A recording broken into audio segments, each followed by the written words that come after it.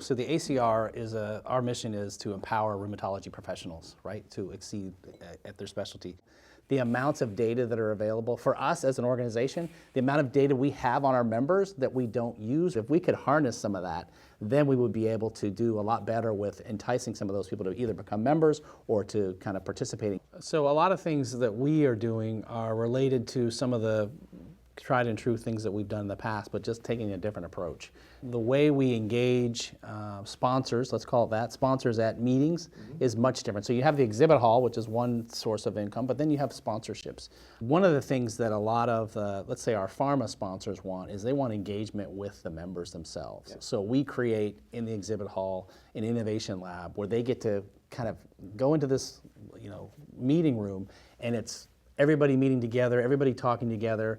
That's the kind of things they want. That's the kinds of things they're willing to pay for. That's much more than buying an ad somewhere or putting up a banner somewhere in a hall, right? And I think that's what we're creatively trying to think of. How can we do that? How can we allow them to have a place to present at our meeting? When you talk about the marketing and the technology and the data, they're getting more into like, hey, if you're going to send out an email, we'd be happy to sponsor, or a news magazine, but we'd love to have, the data, the provider data. Sure. Who is reading this, right? Yeah. So if you can show us that provider level data, then we're willing to pay for it. So the other thing we do is and I think this is a lot of societies, they create these programs and products because the members need them.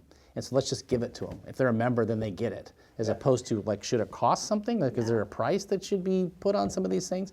And if we put a price on it, well, what if nobody buys it? Well, then that tells us we shouldn't have launched it in the first place, right? If there's no value, that they're not even going to pay for it. We have seen the financial pressure of, like I said, post-COVID financial pressures have started to allow us to then have these kind of conversations where we just can't launch every single one of these products. Yeah. Some of them are, going to be valuable and people will want them, and some of them won't. So you think of it from two ways. One is from the members, which members will want to use that product, but then are there other companies or other sponsors who want to then sponsor that product, right? One of the things that I think we've seen a little bit of an uptick when it comes to the business side of it is licensing, right? So we have criteria, we have guidelines, things like that can be licensed. There are especially drug companies that want to use that for drug development or whatever else. And I know we've done well, so Wiley has done well for us, I should say it that way.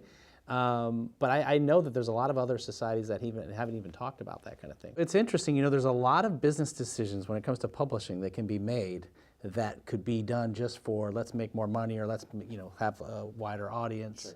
Sure. But for us, a lot of times I take the kind of perspective of, we're here to provide a platform for our members to publish and to, disseminate their research. And we want to provide this space for them to share their research and on the meeting side to make presentations. And so for us, we have a brand promise and we have a commitment that we're here for you so you can be there for your patients. And so in my mind, that's, again, our mission is empowering those professionals. That's really what we're here for.